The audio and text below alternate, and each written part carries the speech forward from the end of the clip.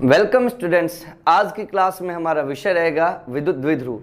Class 12 physics स्थिर वैद्युतिकी की आज की क्लास में हम देखेंगे विद्युत द्विध्रुव क्या है और विद्युत द्विध्रुव का विद्युत विभव कितना होता है, विद्युत द्विध्रुव पर बल आघूर्ण कितना लगता है और विद्युत द्विध्रुव की विद्युत स्थितिज ऊर्जा कितनी होती है।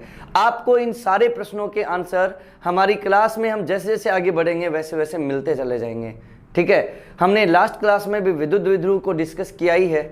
हमने अक्ष और निरक्ष पर विद्युत क्षेत्र ज्ञात किया था, साथ ही साथ विद्युत द्विध्रुव का गुण, विद्युत द्विध्रुव आघूर्ण भी हमने डिस्कस किया था। ठीक है, अब देखते हैं हम विद्युत द्विध्रुव क्या है। ओके, तो विद्युत द्विध्रुव बेसिकली क्या है, एक निकाय है। विद्युत द्विध्रुव एक निकाय है। कैसा निकाय?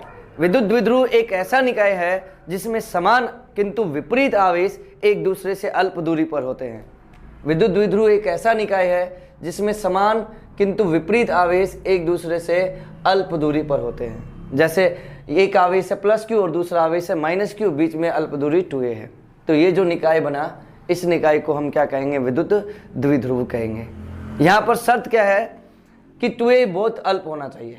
2a क्या होना चाहिए? बहुत अल्प। परिमाण क्या होना चाहिए? आवेशों का बराबर। प्रकृति क्या होनी चाहिए? विपरीत होनी चाहिए। विद्युत द्विध्रुव का परिणामी आवेश कितना होता है? शून्य होता है। विद्युत द्विध्रुव का परिणामी आवेश कितना होता है? शून्य होता है। और विद्युत द्विध्रुव के दोनों आवेशों को मिलाने वाली जो ये रेखा है, ये जो रेखा है, इस रेखा को हम कहते हैं विद्युत द्विध्रुव का अक्ष। इस रेखा को क्या कहा जाता है? विद्युत द्विध्रुव का अक्ष। ओके, प्लस क्यू और माइनस क्यू के बीच की दूरी 2a है।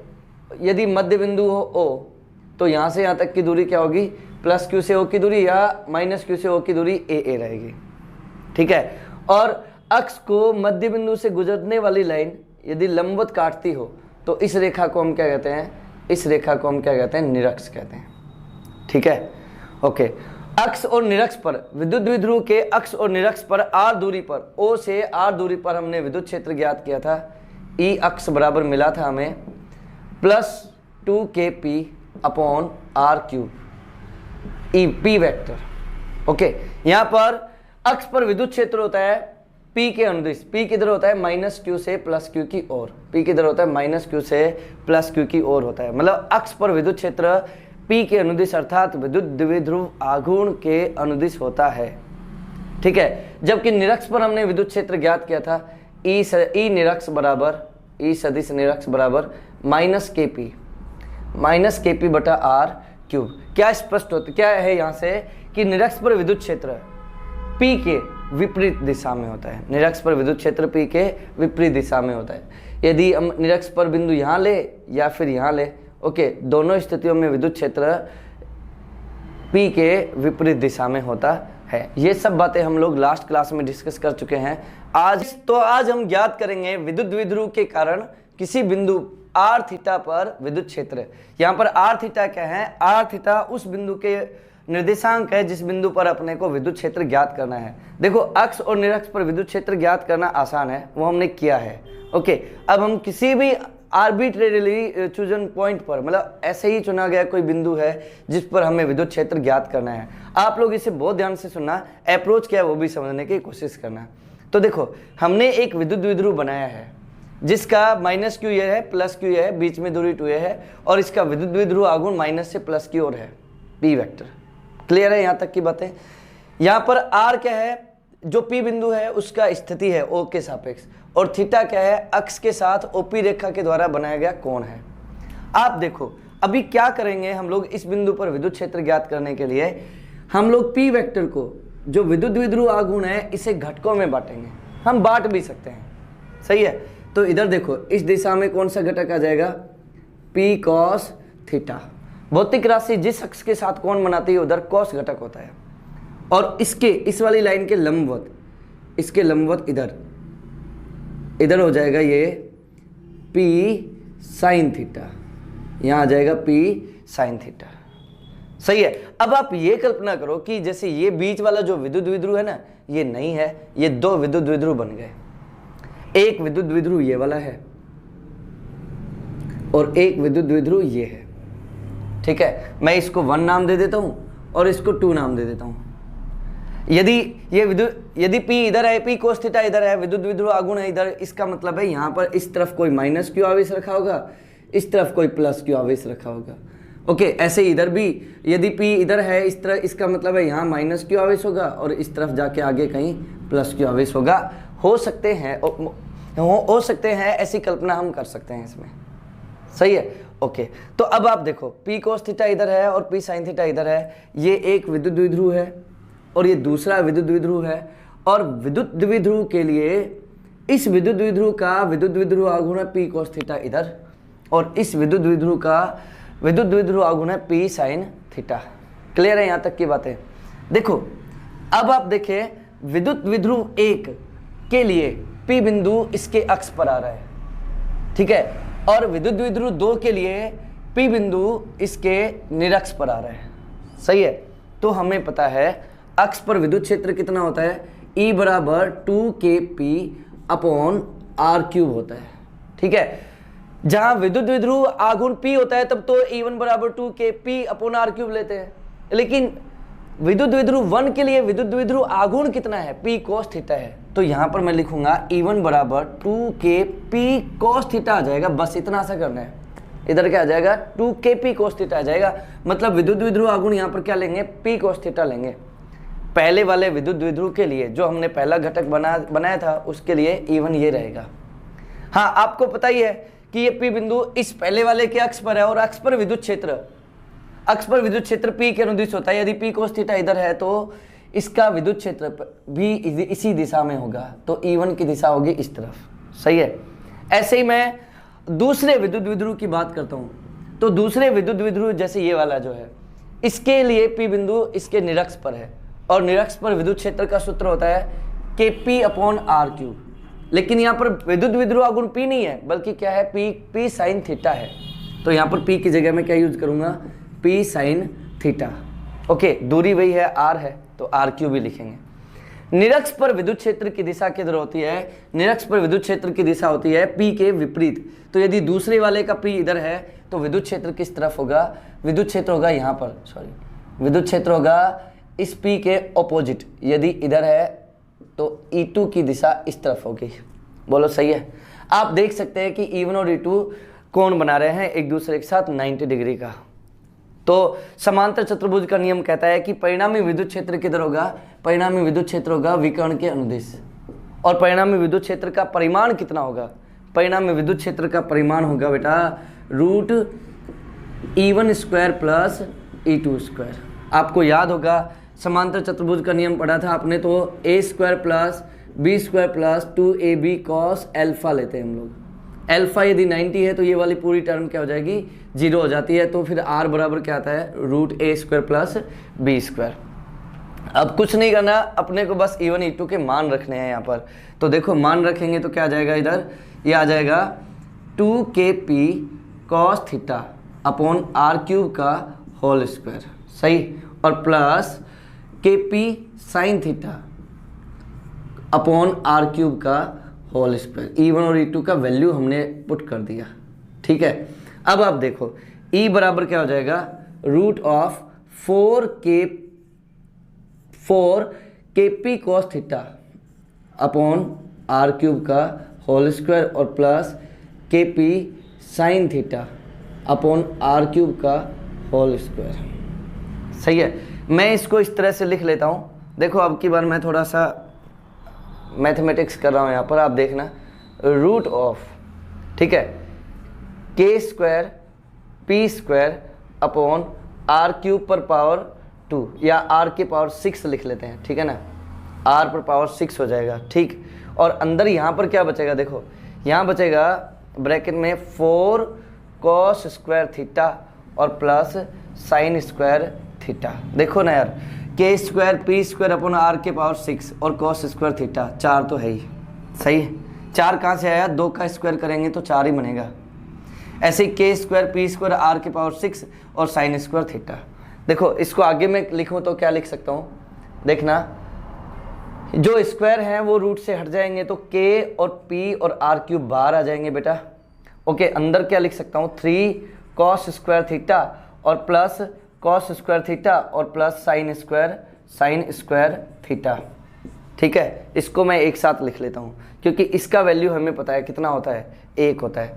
तो प्यारे बच्चों, आर थीटा स्थिति पर विद्युत क्षेत्र कितना आ जाएगा, KP upon r cube root 3 cos square theta plus 1, क्योंकि sine square theta plus cos square theta बराबर कितना होता है, 1 होता है। तो किसी भी बिंदु पर आर थीटा स्थिति पर बिंदु पर विद्युत क्षेत्र का वैल्यू ये आएगा। सही है, क्या ये सूत्र सही है? इसको जांच करने के लिए हम लोग थीटा के अलग अलग वैल्यू रख सकते हैं। थीटा क्या है, अक्ष के साथ बनाया गया कोण। तो यदि ये थीटा, यदि ये वाला जो P बिंदु है अक्ष पर ही आ जाता है, इसी विद्युत द्विध्रुव के अक्ष पर आ जाता है, तो थीटा ये कितना हो जाता है, थीटा 0 डिग्री हो जाता है यहाँ के लिए। तो यदि मैं यहाँ पर 0 डिग्री रखकर देखता हूँ तो क्या हमें अक्ष वाला सूत्र मिलेगा, 2kp/r³। चेक करके देखते हैं। तो देखो E बराबर KP upon r³ root 3 cos, अक्ष के लिए थीटा बराबर 0, तो 3 इंटू कॉस स्क्वायर 0 प्लस 1, और कॉस स्क्वायर 0 की वैल्यू कितनी होती है, कॉस 0 की वैल्यू 1, तो 3 इंटू 1 हो जाएगा, 3 प्लस 1 कितना हो जाएगा, √4, और √4 का वैल्यू कितना होगा, 2। तो E बराबर आ जाएगा 2kp/r³। तो कहने का अर्थ है कि हमें इस सूत्र में थीटा के अलग अलग वैल्यू रखेंगे 0 और 90, तो हमें अक्ष और निरक्ष पर विद्युत क्षेत्र भी प्राप्त हो जाएगा। तो ये विद्युत क्षेत्र का व्यापक सूत्र है किसी भी विद्युत द्विध्रुव के लिए। ओके, आई होप कि ये आपको समझ में आया होगा। अब हम लोग आर थीटा स्थिति पर क्या ज्ञात करेंगे, विद्युत विभव ज्ञात करेंगे। ठीक, ओके स्टूडेंट्स, अब हम ज्ञात करेंगे किसी विद्युत द्विध्रुव के लिए किसी P बिंदु पर विद्युत विभव ज्ञात करेंगे अब। ओके, और बिंदु के निर्देशांक फिर से क्या है, आर थीटा है। हम केवल अक्ष या केवल निरक्ष पर नहीं ज्ञात करेंगे, कोई जनरल पॉइंट ले लेंगे और उस पर हम विद्युत विभव ज्ञात करेंगे। ठीक है, तो पहले हम विद्युत द्विध्रुव ड्रॉ करते हैं। तो देखो ये है विद्युत द्विध्रुव, इधर -q आवेश है, इधर +q आवेश है। ठीक है, ओके, और उसके बाद में मैं यहाँ पर दिखा लेता हूँ, ये मध्य बिंदु हो जाएगा इसका O, और ये बीच की दूरी 2a। ठीक है, यहाँ तक की बात है। और जो P बिंदु मैं यहाँ पर ले लेता हूँ, इस जगह पर P बिंदु यहाँ है, जिसके निर्देशांक क्या है, जिसके निर्देशांक है r और थीटा। r क्या होता है, O से P की दूरी, r क्या होता है, O से P की दूरी, और थीटा क्या होता है, अक्ष के साथ बनाया गया कोण, OP के द्वारा अक्ष के साथ बनाया गया कोण। P की दिशा किधर होती है, माइनस से प्लस की ओर। ठीक है, फिलहाल इसकी ज़रूरत नहीं है, इसलिए मैं इसको लिखूंगा नहीं, है ना। थोड़ा चित्र अपना साफ सुथरा रहे, ये जरूरी है। टोटल दूरी 2a है, -q को मैं a बिंदु पर मान लेता हूँ, +q को b बिंदु पर मान लेता हूँ। ये दूरी क्या हो जाएगी, a, और ये वाली दूरी भी क्या हो जाएगी, a हो जाएगी। सही है, यहाँ तक की बात है। अब हमें यहाँ पर विद्युत विभव ज्ञात करना है। P बिंदु पर विद्युत विभव कितना होगा वो हमें सॉल्व करना है, जहाँ पर P के निर्देशांक r थीटा है। ओके, इसके लिए आप लोग एक अप्रोच याद रखो कि कोई आवेश Q है, तो Q से r दूरी पर विद्युत विभव का सूत्र क्या होता है, Q आवेश के कारण r दूरी पर विद्युत विभव कितना होता है, KQ/r। जहाँ Q आवेश है और r दूरी है, Q और r बदला जा सकता है। अलग अलग आवेश अलग अलग दूरियों के लिए Q और r बदल जाएगा। सही, अच्छा, यदि कहीं पर बिंदु 1 हो और आवेश 1 से ज़्यादा हो, तो फिर विद्युत विभव कैसे ज्ञात करेंगे, तो इसका विभव लिखना होगा, इसका विभव लिखना होगा, और दोनों को हम क्या कर देंगे, जोड़ देंगे। ठीक है, मतलब 1 से ज़्यादा आवेश हो तो कुल विभव कैसे ज्ञात करते हैं, सभी विभवों को जोड़कर। 1 सेकेंड। ओके, तो चलो डेरिवेशन करते हैं। डेरिवेशन में देखो हमने ये स्थिति ली है, ये पूरे डेरिवेशन, ये चित्र हमने बनाया है। ओके, अब आप देखो, हमें पता है V बराबर क्या होता है, KQ/R। सही, तो R हमें लेनी होगी। देखो आवेश है, इधर 2 आवेश है, -q और +q, 2 आवेश है। तो -q की P बिंदु से दूरी देखनी होगी, और +q की P बिंदु से दूरी देखनी होगी। और जो R होता है ना बेटा, ये सीधी दूरी होती है, न्यूनतम दूरी होती है। तो मैं यहाँ पर सीधी दूरी ड्रॉ कर देता हूँ। ये देखो, ये मैंने ड्रॉ कर दी सीधी दूरी, इसको मैं R1 मार्क कर लेता हूँ, और इधर भी मैं एक सीधी दूरी बना देता हूँ, ये R2 हो जाएगा। ऐसा क्यों किया, क्योंकि हमें इसका विभव यहाँ पर देखना है और इसका विभव भी यहाँ पर देखना है, तो R तो लेना ही होगा।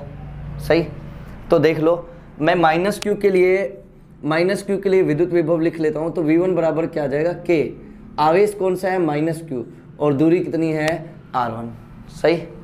इसी तरह प्लस क्यू के लिए क्या लिखूंगा, V2 बराबर K, आवेश प्लस क्यू, और बटा दूरी कितनी है P बिंदु से आवेश की, R2। कुल विद्युत विभव कैसे ज्ञात करते हैं, अभी मैंने बताया, बिल्कुल सही, जोड़कर। कैसे, जोड़कर। तो V बराबर क्या कर देंगे, V1 और V2 का वैल्यू रख देंगे, तो माइनस KQ अपॉन R1, ये माइनस है ना यहाँ पर, प्लस KQ अपॉन R2।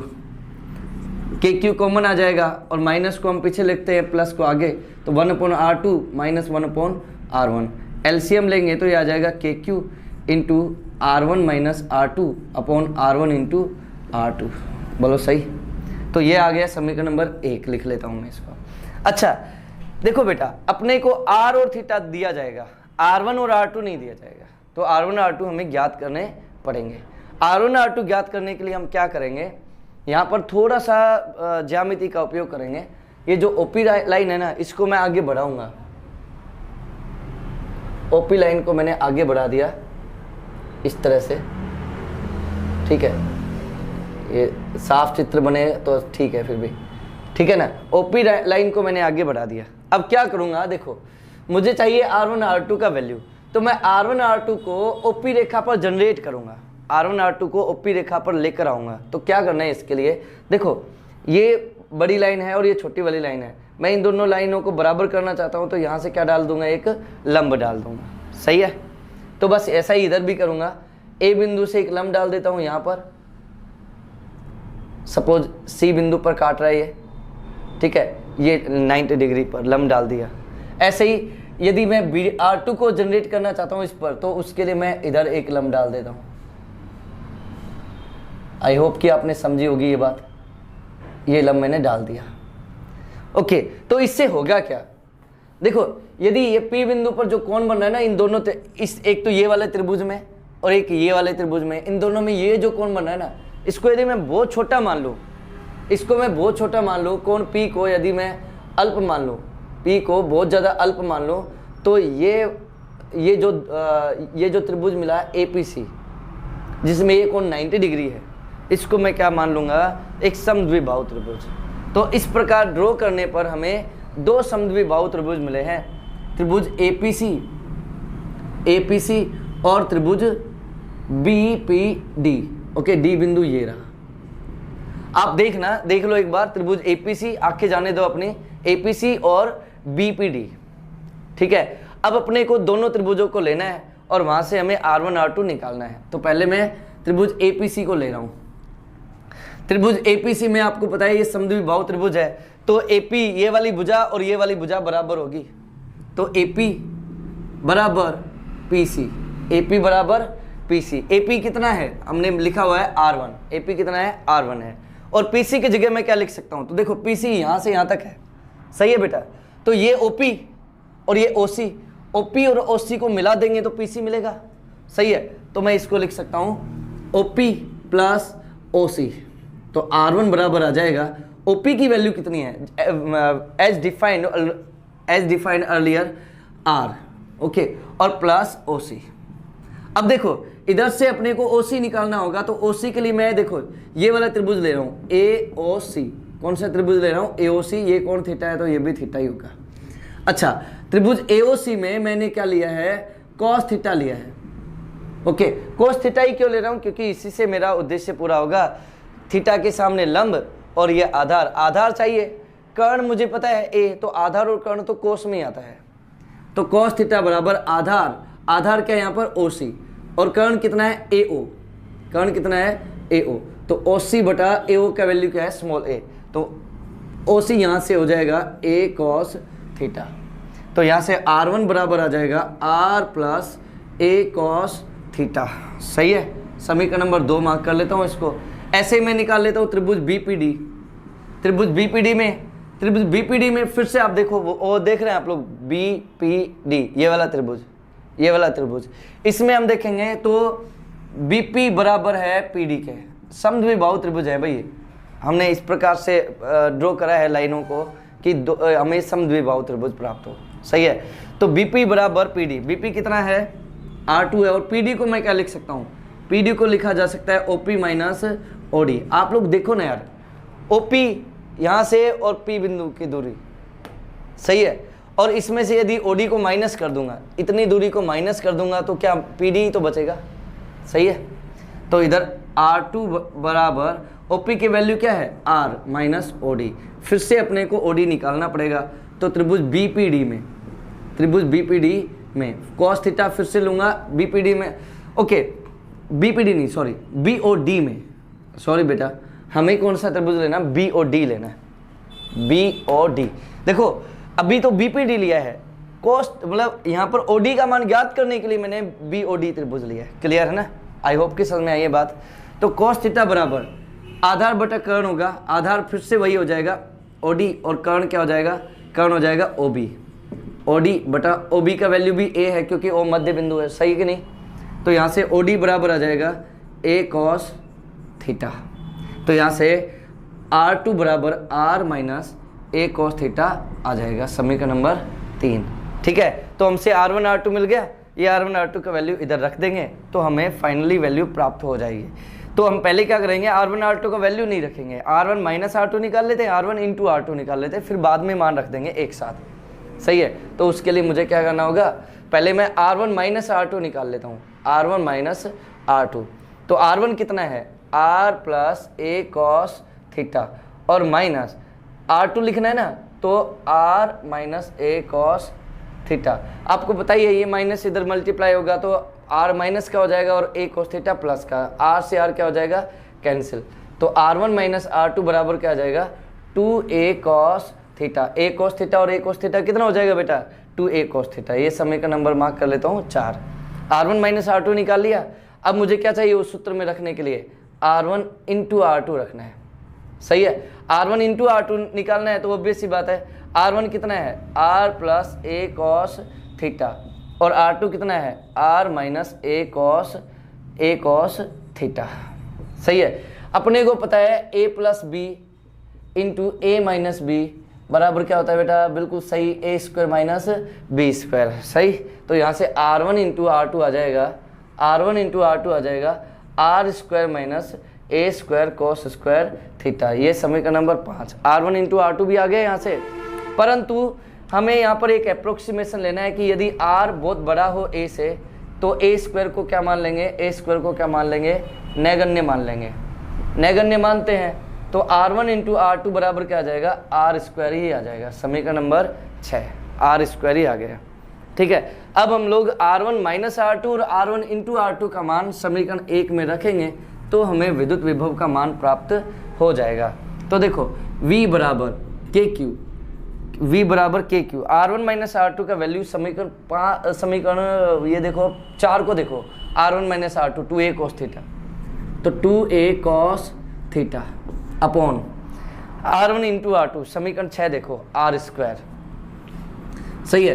तो V बराबर आ गया, इधर से V बराबर आ गया के क्यू इंटू 2a और cos थीटा और अपॉन R स्क्वायर, ओके, समीकरण नंबर 7। और आप वैसे देख सकते हैं Q इंटू 2a को क्या कहते हैं, विद्युत द्विध्रुव आघूर्ण P, तो के P cos theta by R square, ये आ गया किसी R थीटा बिंदु पर विद्युत विभव का मान, सही है। ये व्यापक सूत्र है विद्युत विभव का, हम लोग अक्ष और निरक्ष पर भी लिख सकते हैं। देखो थीटा क्या है, ओपी रेखा के द्वारा अक्ष के साथ बनाया गया कोण, थीटा क्या है, ओपी रेखा के द्वारा अक्ष के साथ बनाया गया कोण, सही है। यदि अक्ष पर ही आ जाए पी बिंदु तो थीटा 0 हो जाएगा, ये देखो ऐसी स्थिति है ना, ये अक्ष है और ये ओपी रेखा है, यदि थीटा 0 कर देंगे तो ये यहीं पर ही आ जाएगा, सही कि नहीं।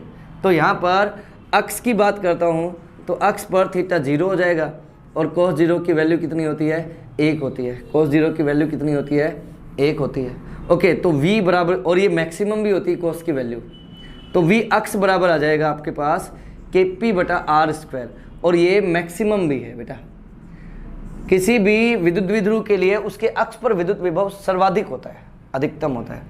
निरक्ष की बात करता हूँ तो निरक्ष पर थीटा कितना हो जाएगा 90 हो जाएगा, निरक्ष पर ये अभी ये वाली स्थिति है, निरक्ष मतलब ये, तो थीटा 90 हो जाएगा यहाँ पर।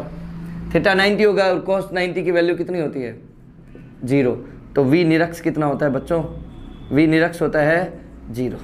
तो ये पूरी डेरिवेशन है किसी विद्युत द्विध्रुव के कारण किसी भी बिंदु पर विद्युत विभव की। ठीक, आई होप कि आपको बातें समझ में आई होंगी। ओके बेटा, अब हम देखेंगे कि किसी विद्युत द्विध्रुव को विद्युत क्षेत्र में रखें, बाह्य विद्युत क्षेत्र में रखें तो विद्युत द्विध्रुव पर क्या फर्क पड़ेगा, क्या प्रभाव पड़ेगा। ठीक है, पहले हम समरूप विद्युत क्षेत्र में रखेंगे। ठीक है, तो समरूप विद्युत क्षेत्र में विद्युत द्विध्रुव, समरूप विद्युत क्षेत्र में विद्युत द्विध्रुव। ठीक है, तो समरूप विद्युत क्षेत्र मैं इधर दिखाता हूं। जैसे ये मान लो ये समांतर रेखा है ना, समांतर विद्युत क्षेत्र रेखाएं समरूप विद्युत क्षेत्र को दर्शाती है बेटा।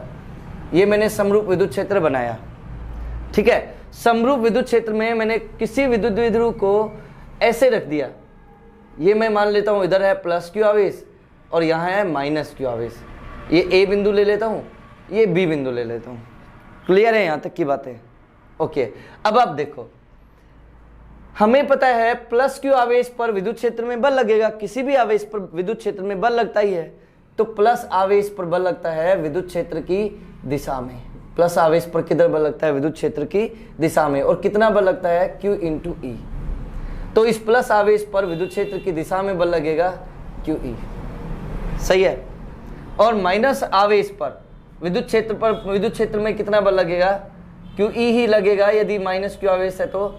लेकिन लगेगा किधर, विद्युत क्षेत्र के विपरीत। माइनस आवेश पर बल किधर लगेगा, विद्युत क्षेत्र के विपरीत। तो आप देखो, यदि समरूप विद्युत क्षेत्र है, तो विद्युत द्विध्रुव में दो आवेश है। प्लस क्यू आवेश पर बल लगेगा QE और माइनस क्यू आवेश पर बल लगेगा QE, लेकिन दिशा विपरीत होगी। तो यहाँ पर जो कुल बल होगा वो कितना हो जाएगा, 0। समरूप विद्युत क्षेत्र में विद्युत द्विध्रुव पर परिणामी बल कितना लगता है, 0 लगता है। सही है।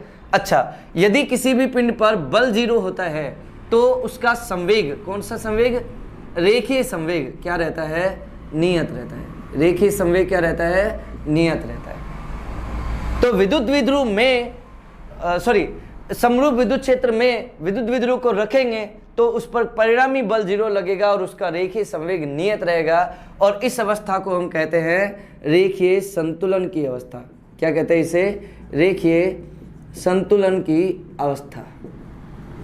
मतलब कि समरूप विद्युत क्षेत्र में विद्युत द्विध्रुव रेखीय संतुलन की अवस्था में होता है। ठीक है, अब आप आगे की बातें सुने। ये तो बात हुई परिणामी बल की। तो समरूप विद्युत क्षेत्र में विद्युत द्विध्रुव पर परिणामी बल 0 लगेगा। अब आगे की बातें करते हैं। देखो, माना कि यहां पर विद्युत द्विध्रुव में दूरी मैं दिखा देता हूं। देखो बेटा, दूरी दिखा देता हूं। माना कि परिणामी बल 0 है इधर, लेकिन एक विशिष्ट बात यहां पर क्या है कि ये दोनों बल कुछ इस प्रकार से लग रहे हैं। एक यदि इधर लग रहा है तो दूसरा इधर लग रहा है। दो बल हैं परिमाण में बराबर लेकिन दिशा में विपरीत और एक दूसरे से कुछ दूरी पर है, ऐसी कुछ स्थिति है बेटा। जब दो बल एक दूसरे के परिमाण में बराबर, दिशा में विपरीत हो और एक दूसरे से कुछ दूरी पर लगे तो ये क्या बनाते हैं, एक निकाय बनाते हैं बलों का, जिसे क्या कहते हैं, बल युग्म कहते हैं। इस निकाय को, बलों के इस निकाय को क्या कहते हैं हम लोग, बल युग्म कहते हैं। सही है। और बल युग्म के कारण ये वाला, जैसे मान लो ये कोई छड़ है, इस पर F बल इधर लग रहा है और F बल इधर लग रहा है, तो ये वाला F बल इसको इधर घुमाने की कोशिश करेगा, ये वाला F बल इसको इधर घुमाने की कोशिश करेगा। इसका मतलब क्या है कि ये छड़ जो है ये क्या करने की कोशिश करेगी, घूमने की कोशिश करेगी। ओके, घूम रही है, इसका मतलब इस पर क्या लग रहा है, बल आघूर्ण लग रहा है। क्या लग रहा है, इस पर बल आघूर्ण लग रहा है। सही है। तो हम कह सकते हैं यहाँ पर समरूप विद्युत क्षेत्र में यदि किसी विद्युत द्विध्रुव को रखा जाएगा तो उस पर परिणामी बल तो 0 होगा, लेकिन जो दोनों बल हैं वो बल युग्म का निर्माण करेंगे और एक बल आघूर्ण बनाएंगे और उस बल आघूर्ण की वजह से विद्युत द्विध्रुव घूर्णन गति करेगा। तो हम कह सकते हैं समरूप विद्युत क्षेत्र में विद्युत द्विध्रुव घूमने का प्रयास करता है, घूमने की कोशिश करता है। अब कितना बल आघूर्ण लगेगा किसी विद्युत द्विध्रुव पर वो हमें डिस्कस करना है। ठीक है। तो देखो, इधर बल युग्म बन रहा है, सीधी सी बात है, ठीक है ना। यहाँ पर प्लस क्यू इधर है, माइनस क्यू इधर लग रहा है, ठीक है। तो ये दोनों बल मिलकर और एक दूसरे से दूरी पर भी हैं, ठीक है। तो ये दोनों बल मिलकर बल युग्म बना रहे हैं और बल युग्म के कारण बल आघूर्ण लग रहा है। समझने का प्रयास करें बेटा, बल आघूर्ण लग रहा है तो बल आघूर्ण को टो से लिखेंगे हम लोग। टी है ना, टी, उसको थोड़ा सा मोड़ देंगे नीचे से, टी को, सही है, टो से दर्शाएंगे। टो यानी बल आघूर्ण किसके बराबर होता है? बल का परिमाण, बल का परिमाण गुना कुल बल का परिमाण नहीं, नेट बल नहीं, किसी एक बल का परिमाण। बल का परिमाण गुना बल की क्रिया रेखा से, बल की क्रिया रेखा से लंबवत दूरी, लंबवत दूरी। बेटा बल का परिमाण कितना है यहाँ पर? QE, बल का परिमाण कितना है? QE। और बल की क्रिया रेखा क्या होती है? बल की क्रिया रेखा वो लाइन होती है जिसके अनुदिश बल कार्यरत होता है, वो लाइन होती है जो जिसके अनुदिश बल कार्यरत होता है और ये रेखा अनंत तक जा सकती है, सही है, ओके। तो ये चीज आप याद रखना। तो यहाँ पर इस बल की क्रिया रेखा क्या है? इस बल की क्रिया रेखा ये वाली लाइन है, ये पूरी लाइन इस बल की क्रिया रेखा है। और इस बल की क्रिया रेखा कौन सी है? ये वाली लाइन है। तो क्या यहाँ पर देखो, बल की क्रिया रेखा से लंबवत दूरी, क्या ये जो 2a है, क्या इस QE और इस QE के लंबवत रेखा है? क्या ये लंबवत दूरी है? क्या ये 2a? नहीं, लंबवत दूरी तो हमें बनानी पड़ेगी। तो देखो मैंने यहाँ पर एक लाइन ड्रॉ कर दी है C बिंदु पर, और ये जो लाइन है, ये जो लाइन है, ये बेसिकली लंबवत दूरी है। तो इधर मैं लिख सकता हूँ QE इंटू BC, लंबवत दूरी होती है बेटा। बल आघूर्ण बल युग्म के कारण होता है F इंटू डी। F क्या होता है? बल का परिमाण, और D होती है दोनों बलों के बीच की लंबवत दूरी होती है। तो यहाँ पर लंबवत दूरी BC है, ना कि AB। 2a तो कोण बना रहा है यहाँ पर, कोई भी कोण है, सही है। ये कोण थीटा है तो ये कोण भी थीटा है, हमें बस BC निकालना है। तो देखो त्रिभुज ABC को देखो, त्रिभुज ABC ये लंब हो जाएगा, ये वाली लाइन लंब है और ये वाली लाइन कर्ण, ये वाली लाइन आधार है और ये वाली लाइन कर्ण है। कर्ण हमें पता है, लंब हमें ज्ञात करना है, तो साइन थीटा लेंगे त्रिभुज ABC में। त्रिभुज ABC में साइन थीटा बराबर क्या होगा? लंब बटा कर्ण, तो BC बटा AB, तो BC बटा 2a, BC बटा 2a। तो यहाँ से BC बराबर क्या आ जाएगा? 2a साइन थीटा आ जाएगा, 2a साइन थीटा आ जाएगा। यदि यहाँ पर टो बराबर QE into 2a sine theta लिखते हैं BC का मान, तो टो बराबर हो जाएगा Q इंटू 2a, ओके, और E साइन थीटा। और Q इंटू 2a बराबर क्या होता है? P होता है, PE साइन थीटा, ठीक है। और देखो P सदिश है, E सदिश है, बल आघूर्ण भी बेटा एक सदिश राशि होती है। तो मैं इसको लिख सकता हूँ टो सदिश बराबर P सदिश क्रॉस E सदिश। और टो सदिश किधर लगेगा? P सदिश और E सदिश के तल के लंबवत। P और E का जो तल है उसके लंबवत लगेगा कौन? बल आघूर्ण, सही है। यदि P इस तरफ है माइनस Q से प्लस Q की ओर, P इधर है, ओके, और E की दिशा इधर है, E की दिशा इस तरफ है, यहाँ पर E की दिशा इधर है, और थीटा होता है P और E के बीच का कोण। तो बल आघूर्ण किधर लगेगा? P और E का जो तल है उसके लंबवत लगेगा बल आघूर्ण, ओके। यदि P और E बोर्ड के तल में है तो जो है वो बोर्ड के लंबवत लगेगा, सही है। आई होप कि आपको ये बात समझ में आई होगी। तो किसी भी समरूप विद्युत क्षेत्र में विद्युत द्विध्रुव पर बल आघूर्ण लगता है PE साइन थीटा। विद्युत द्विध्रुव पर बल आघूर्ण कितना लगता है समरूप विद्युत क्षेत्र में? PE साइन थीटा, याद रखना। टो सदिश बराबर P सदिश क्रॉस E सदिश। यहाँ पर थीटा P और E के बीच का कोण है। P क्या है? विद्युत द्विध्रुव आघूर्ण है, E उपस्थित विद्युत क्षेत्र है। थीटा यदि 0 होगा तो साइन 0 की वैल्यू 0 होती है, तो टो भी क्या हो जाएगा? 0 हो जाएगा। थीटा यदि 90 डिग्री होगा तो साइन 90 की वैल्यू 1 और वो मैक्सिमम होती है, तो टो भी मैक्सिमम मिलेगा और वो क्या होगा? PE होगा। थीटा यदि 180 डिग्री होगा तो साइन 180 का वैल्यू भी 0 होता है, तो टो भी क्या हो जाएगा? यहाँ पर 0 हो जाएगा। तो ये सभी अलग अलग स्थितियाँ हैं, ठीक है। तो ये था समरूप विद्युत क्षेत्र में विद्युत द्विध्रुव पर बल और बल आघूर्ण। बल तो 0 लगता है, बल आघूर्ण लगता है PE साइन थीटा। यदि असमरूप विद्युत क्षेत्र हो तो असमरूप विद्युत क्षेत्र में भी बल आघूर्ण तो लगेगा बेटा, बल आघूर्ण तो तभी भी लगेगा। असमरूप विद्युत क्षेत्र हो, असमरूप विद्युत क्षेत्र हो तो बल आघूर्ण तो तब भी लगेगा। लेकिन बल यहाँ पर क्या होगा? देखो मान लो कि दो बिंदु ले लेता हूं, असमरूप है तो यहां पर विद्युत क्षेत्र E1 और यहां पर विद्युत क्षेत्र मान लेते हैं E2 है। असमरूप है ना, तो अलग अलग होगा हर एक बिंदु पर, तो यहां पर बल लगेगा QE1 और यहां पर बल लगेगा QE2, तो परिणामी बल क्या होगा QE1 माइनस QE2। ओके, और ये नॉन जीरो वैल्यू रहेगी। असमरूप विद्युत क्षेत्र में विद्युत द्विध्रुव पर बल भी लगता है और बल आघूर्ण भी लगता है। ओके, आप ये चीज याद रखें। अब हमारे पास एक चीज बची है समरूप विद्युत क्षेत्र में। अब हमारे पास एक चीज बची है समरूप विद्युत क्षेत्र में किसी विद्युत द्विध्रुव को घुमाने में किया गया कार्य। समरूप विद्युत क्षेत्र में किसी विद्युत द्विध्रुव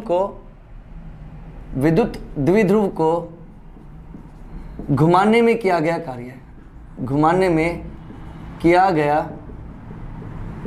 भाई बल हो और यदि विस्थापन हो तो कार्य माना जाएगा, और बल आघूर्ण हो और यदि घूम रहा है तो फिर कार्य होगा। तो यहां पर कार्य कितना होगा वो भी मैं बता देता हूं। तो देखो, पहले अल्प कार्य ज्ञात करेंगे। DW बराबर बल आघूर्ण टो इंटू डी थीटा, अल्प कोणीय विस्थापन। मान लो अभी ये जो द्विध्रुव है वो थीटा कोण पर है, ठीक है, और फिर मैं इसको थोड़ा सा घुमाकर इस स्थिति में ले आऊं, कोण कितना बना दूं मैं थीटा, डी थीटा का, मतलब पहले कोण कितना है ई के साथ में थीटा, और अब मैं उसको कितना विस्थापित कर दूं डी थीटा विस्थापित कर दूं द्विध्रुव को। तो ऑब्वियस सी बात है कुछ ना कुछ कार्य तो होगा ही। तो अल्प कोणीय विस्थापन के लिए कार्य होगा DW बराबर tau into d theta. Tau का वैल्यू क्या है PE sine theta, okay, d theta बराबर DW। अब बेटा आपको ये तो अल्प कार्य मिला, संपूर्ण कार्य ज्ञात करने के लिए हम क्या कर देंगे समाकलन, जहां से जहां तक घुमा रहे हैं वहां से वहां तक समाकलन कर देंगे। तो W बराबर क्या आ जाएगा, W बराबर आ जाएगा, जैसे मान लो मैं θ1 से θ2 तक घुमाऊं, θ1 से θ2 तक घुमाऊं, जैसे ये विद्युत क्षेत्र है और ये विद्युत द्विध्रुव है, अभी थीटा कोण पर है, ओके, मान लो, और मैं मान लो θ1 स्थिति पर है, θ1 से किसी कोण θ2 तक लेकर आऊं तो कार्य कितना होगा, θ1 से θ2 तक लाऊंगा तो कार्य कितना होगा वो हम देख सकते हैं। तो उसके लिए हम सीमाएं रख देंगे θ1 से θ2 और PE साइन थीटा और डी थीटा। तो W बराबर आ जाएगा PE बाहर, ओके, और साइन थीटा का समाकलन क्या हो जाएगा cos theta minus cos theta, θ1 से θ2 लिमिट्स पुट करेंगे तो W बराबर आ जाएगा PE माइनस कॉस θ2 और माइनस कॉस θ1, माइनस माइनस मिलकर प्लस, तो W बराबर आ जाएगा PE, प्लस को आगे लिखेंगे तो कॉस θ1 माइनस कॉस θ2। ये आ गया हमारे पास घुमाने में किया गया कार्य है, ये क्या आ गया घुमाने में किया गया कार्य है, ठीक है। अब हम देखते हैं कि किसी विद्युत द्विध्रुव की विद्युत स्थितिज ऊर्जा कितनी होगी, ठीक है, किसी विद्युत द्विध्रुव की विद्युत स्थितिज ऊर्जा कितनी होगी। तो विद्युत द्विध्रुव की विद्युत स्थितिज ऊर्जा ज्ञात करने के लिए हम इसी सूत्र का यूज करेंगे, W बराबर PE cos θ1 माइनस cos θ2। परिभाषा क्या है विद्युत स्थितिज ऊर्जा की, विद्युत द्विध्रुव को घुमाने में किया गया कार्य विद्युत द्विध्रुव की स्थितिज ऊर्जा में परिवर्तन के बराबर होता है। मतलब W किसके बराबर होता है, डेल्टा U के बराबर होता है। घुमाने में किया गया कार्य है डेल्टा U के बराबर होता है, मतलब W बराबर U2 माइनस U1। समीकरण में इसको एक मार्क कर लेता हूं। तो अभी मैं क्या कर रहा हूं, वैसे विद्युत द्विध्रुव की विद्युत स्थितिज ऊर्जा ज्ञात कर रहा हूं, ठीक है। W किसके बराबर होता है, विद्युत स्थितिज ऊर्जा के परिवर्तन के बराबर होता है। तो W बराबर U2 minus U1, delta U के बराबर होगा कार्य ऊर्जा प्रमेय से, सही है, U2 माइनस U1। अब देखो इधर ये वाले समीकरण को देखें, आप समीकरण नंबर 1 को देखें, तो W बराबर समीकरण 1 से लिखूं तो मैं ऐसा नहीं लिख सकता क्या, माइनस PE cos θ2, ओके, और माइनस PE cos θ1 लिख सकता हूं ना ऐसा। और ये जो वैल्यू है माइनस PE cos θ2 U2 के तुल्य है, और ये जो वैल्यू है ये किसके तुल्य है, U1 के तुल्य है। तो θ2 पर स्थितिज ऊर्जा हो जाएगी U2 बराबर माइनस PE cos θ2, और θ1 स्थिति पर ऊर्जा हो जाएगी U1 बराबर माइनस PE cos θ1, सही है। ये U2 आ गया, ये U1 आ गया। किसी थीटा स्थिति पर ऊर्जा क्या हो जाएगी, माइनस PE cos θ। किसी थीटा स्थिति पर विद्युत स्थितिज ऊर्जा क्या हो जाएगी, माइनस PE cos θ हो जाएगी। याद रखना ये चीज, किसी विद्युत द्विध्रुव की किसी थीटा कोण पर विद्युत स्थितिज ऊर्जा क्या होगी, माइनस पीई कॉस थीटा, या यू बराबर मैं लिख सकता हूं, यू बराबर लिख सकता हूं minus P vector dot E vector. यहां पर थीटा पी और ई के बीच का कोण है। ऊर्जा अदिश राशि है तो पी और ई के अदिश गुणनफल से ऊर्जा प्राप्त होगी। ठीक है, अब देखो यहां पर क्या आपको समझना है, यहां पर इस वाली स्थिति से देखना, यदि थीटा जीरो है, थीटा जीरो को बेटा क्या कहते हैं, स्थायी संतुलन अवस्था कहते हैं, स्थायी संतुलन अवस्था कहते हैं। मैं इधर बल आघूर्ण भी लिख देता हूं, PE sine theta, PE sine theta. एक सेकंड रुकना, ओके, मैं यहां पर पीई साइन थीटा बल आघूर्ण भी लिख देता हूं और ऊर्जा भी लिख दी मैंने। अब देखो थीटा बराबर जीरो, स्थायी संतुलन अवस्था को, थीटा बराबर स्थायी संतुलन अवस्था कब मिलती है, जब थीटा जीरो हो। तो स्थायी संतुलन अवस्था में u कितना होगा, माइनस पीई, ओके, इंटू +1, तो ये आ जाएगा माइनस पीई। तो यहाँ से u जो है वो क्या आएगा, मिनिमम होगा। तो स्थायी संतुलन अवस्था में विद्युत द्विध्रुव की विद्युत स्थितिज ऊर्जा क्या होती है, न्यूनतम होती है। जबकि बल आघूर्ण कितना होता है, बल आघूर्ण स्थायी संतुलन अवस्था में साइन जीरो की वैल्यू जीरो होती है, तो बल आघूर्ण कितना होता है, जीरो होता है। बल आघूर्ण जीरो है, इसीलिए थीटा बराबर जीरो को स्थायी संतुलन अवस्था कहते हैं हम लोग। सही है, क्योंकि स्थायी संतुलन अवस्था क्या होती है, देखो दो प्रकार का संतुलन होता है, एक रेखीय संतुलन, एक घूर्णी संतुलन। रेखीय संतुलन में बल जीरो होना चाहिए और घूर्णी संतुलन में बल आघूर्ण जीरो होना चाहिए। यदि पूर्ण संतुलन की बात करते हैं तो बल और बल आघूर्ण दोनों जीरो होने चाहिए। तो आप देखो बल तो जीरो है ही समरूप विद्युत क्षेत्र में, समरूप विद्युत क्षेत्र में बल तो जीरो है ही, ओके, और यहां पर थीटा बराबर जीरो में बल आघूर्ण भी जीरो है, तो पूरी संतुलन अवस्था प्राप्त हो गई। ये स्थायी संतुलन अवस्था है, बल आघूर्ण जीरो है, बल तो जीरो है ही, बल आघूर्ण भी जीरो है, तो ये स्थायी संतुलन अवस्था। स्थायी संतुलन अवस्था में विद्युत स्थितिज ऊर्जा क्या रहती है, न्यूनतम रहती है। और थीटा बराबर 180 डिग्री पर अस्थायी संतुलन अवस्था होती है, अस्थायी संतुलन अवस्था होती है। अस्थायी संतुलन अवस्था क्यों, क्योंकि थीटा बराबर 180 डिग्री होगा ना, पाई होगा ना, तो यू तो यहाँ पर क्या होगा, देखो माइनस पीई और -1, कोस 180 -1 के बराबर होता है, तो ये आ जाएगा प्लस पीई, और ये अधिकतम होगा। तो इस अस्थायी संतुलन अवस्था में विद्युत स्थितिज ऊर्जा अधिकतम होती है, बल आघूर्ण कितना रहेगा, जीरो। तो थीटा बराबर 180 डिग्री पर भी बल आघूर्ण जीरो है, इसलिए इसको इस संतुलन अवस्था ही कहेंगे। लेकिन ये कैसी संतुलन अवस्था है, अस्थायी संतुलन अवस्था है। अस्थायी संतुलन अवस्था में यू क्या रहता है, मैक्सिमम रहता है और बल आघूर्ण जीरो रहता है। अब मैं एक और केस ले लेता हूं, मान लो थीटा बराबर 90 डिग्री लिखता हूं, थीटा बराबर 90 डिग्री लिखता हूं, तो थीटा बराबर 90 डिग्री पर u बराबर क्या आ जाएगा, u तो आ जाएगा जीरो, क्योंकि कोस 90 की वैल्यू जीरो होती है, और टो कितना आ जाएगा, टो आ जाएगा मैक्सिमम, और वो कितना रहेगा, प्लस पीई रहेगा। ओके, तो ये थी आप आज की क्लास जिसमें हमने बल और बल आघूर्ण को डिस्कस किया। हाँ, एक चीज और याद रख सकते हो, यहाँ पर थीटा जो ना, थीटा बराबर 90 डिग्री, इस पर विद्युत स्थितिज ऊर्जा कितनी है, विद्युत द्विध्रुव की, विद्युत द्विध्रुव की विद्युत स्थितिज ऊर्जा कितनी है, जीरो, इसलिए इसको प्रारंभिक स्थिति भी कहते हैं, प्रारंभिक स्थिति भी कहा जाता है। प्रारंभिक स्थिति इसलिए कह रहे हैं क्योंकि शुरुआत जीरो से करते हैं। ओके, तो u यहाँ पर ही जीरो है, थीटा बराबर 90 डिग्री पर ही जीरो है। ठीक है, तो ये थी आज की क्लास जिसमें हमने विद्युत द्विध्रुव को डिटेल में डिस्कस किया। आई होप कि आपको विद्युत द्विध्रुव समझ में आया होगा बच्चों, और आप लोग इसे अच्छे से पढ़ें। विद्युत द्विध्रुव बहुत ही अच्छा कंसेप्ट है, लोग इसके बारे में ओके, तो ये थी आज की क्लास जिसमें हमने विद्युत द्विध्रुव को डिटेल में डिस्कस किया। आप लोग इसे अच्छे से पढ़ें, पूरी क्लास देखें, पिछला वीडियो भी देखें और पूरी क्लास देखेंगे तो विद्युत द्विध्रुव पूरा एक पैकेज आपको मिल जाएगा। Okay, thank you very much आज की क्लास के लिए। Okay, good bye.